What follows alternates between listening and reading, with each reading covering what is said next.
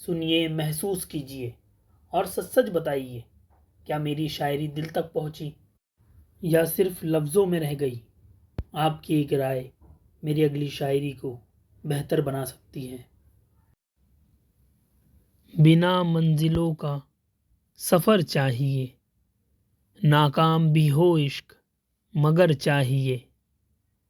हम जिस्मों की चाहत में मरते रहे, इश्क ने कहा था कि सर चाहिए।